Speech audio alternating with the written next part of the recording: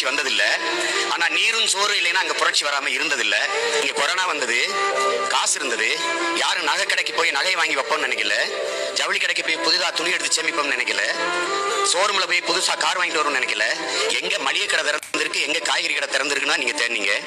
அப்படின்னா உணவின் அவசியத்தை நீங்க புரிஞ்சுப்பீங்கன்னு நினைக்கிறேன். உலகத்தில் வேளாண்மையை கைவிட்ட எல்லா நாடுகளும் பிச்சை எடுக்குது. நீங்க தொழில் வளர்ச்சிங்கிறீங்க. தொழில் வளர்ச்சி, வேலை வாய்ப்பு, வேலை பார்த்தா சம்பளம் கிடைக்கும். சம்பளத்துக்கு என்ன செய்வீங்க? நல்லா சாப்பிடுவீங்க. சாப்பாடு எங்க இருந்து வரும்? யார்ட்டையும் பதில் இல்லை. விவசாயத்தை படிக்காதவன் செய்யற தொழில் என்று நினைக்கிறீங்க. விவசாயம் தொழிலே கிடையாது. அது நம் பண்பாடு, நம்முடைய வாழ்வியல் என்பதை நீங்க புரிஞ்சுக்கணும். எல்லா மனிதரும் உலகத்தில் மனிதர்கள் செய்யற தொழிலை செய்கிறார்கள். விவசாயிகள் மட்டும்தான் தெய்வத்தின் தொழிலை செய்கிறார்கள் என்பதை என் அன்பிற்குரியவர்கள் புரிந்து கொள்ளும்.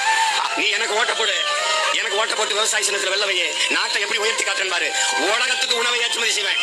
உலகத்துக்கு நானே வேளாண்மை செய்வேன். சிற்றூர்களின் பொருளாதார வளர்ச்சிக்கு நான் என்ன செய்வேன்? தரமான கல்வியை அங்கே நகர்த்திடுவேன். தரமான மருத்துவத்தை கிராமத்தை நோக்கி நகர்த்திடுவேன். என் மக்களின் வாழ்விடங்களை நோக்கி நகர்த்தி கொண்டு போயிருவேன். பிறகு என்ன பண்ணுவேன்? வேளாண்மை செய்தலே அரசு பணியா மாத்திடுவேன். நீ சாராய கடையில, டாஸ்மார்க்ல சாராயம் ஊத்தி கொடுக்கிறவன் அரசு பணியா இருக்கும்போது, உலகத்துக்கு சாப்பாடு போடுகிற விவசாயி அரசு பணியாளனா இருக்கக்கூடாதா? கவர்மெண்ட் எம்ப்ளாயி இருக்கக்கூடாதா? உழவு இல்லை என்றால் உணவு இல்லை, உணவு இல்லை என்றால் உயிர்கள் இல்லை, உயிர்கள் இல்லை என்றால் உலகம் இல்லை. உழவை மீட்போம், உலகை காப்போம். இதான் நம்ம எடுத்துக்கொண்டே உறுதிமொழி.